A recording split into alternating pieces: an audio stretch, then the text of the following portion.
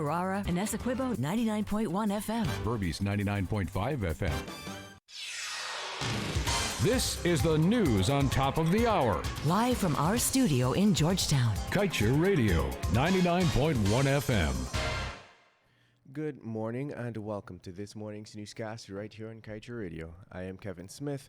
Let's get to the news in detail. The Court of Appeal yesterday threw out the appeal in elections declaration case filed on behalf of Masinga Jones to stop GECOM from making a declaration of the elections results based on the recount figures. The recount figures show a victory for the opposition over the incumbent APNU-AFC by over 15,000 votes. Given the recent ruling of the CCJ in a similar matter, Jones' request was considered wholly ill-conceivable and a waste of the court's precious time by the Chief Justice Roxanne George Wiltshire in her ruling last week. Yesterday, essentially, all three judges agreed with the reasoning of the Chief Justice that recount figures are the only data that can be used to determine the final result of the elections. By the end of the judgment, both attorneys representing Ford and the AG indicated their intention to appeal to the CCJ. Their application for the stay of judgment was granted for 24 hours for the consideration on their way forward.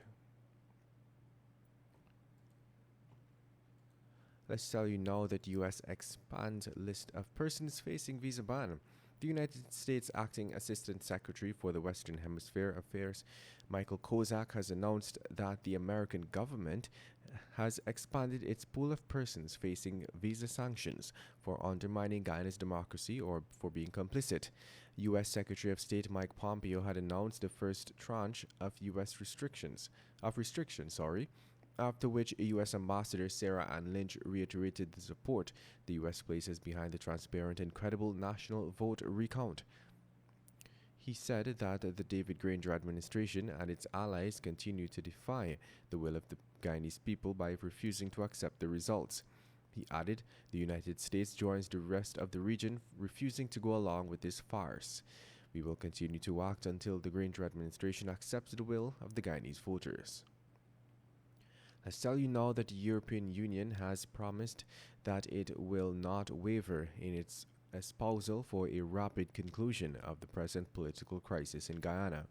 The assurance was given by the acting managing director for the Americas for the European External Action Service, Javier Nino Perez. The service is the EU's diplomatic service and defense ministry. In the correspondence with Chair of the Private Sector Commission, Captain Jerry Gavaya, Perez responded on behalf of the EU's Minister of Foreign Affairs, Joseph Borrell. He said that the European Union has closely followed Guyana's electoral process with no small degree of concern. The Union reiterated in the letter to Gavaya that it firmly supports the credible results of the recount. Let's tell you now that the United States President Donald Trump tweeted yesterday that the results of an election should be announced on the night of the election. The tweet stated, "Must know election results on the night of the election, not days, months, or even years later."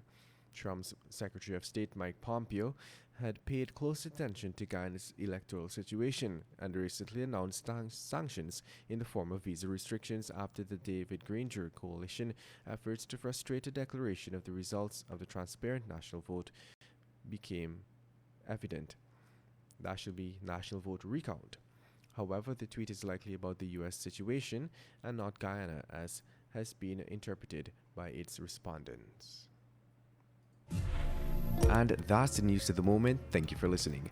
Remember to pick up a copy of the Kaieteur News or tune in to Kaieteur Radio by downloading the MyTuner app and the Radio Garden app. You can also stream us online at kaieteurnewsonline.com and on Facebook. And don't forget to subscribe to our YouTube channel to stay up to date.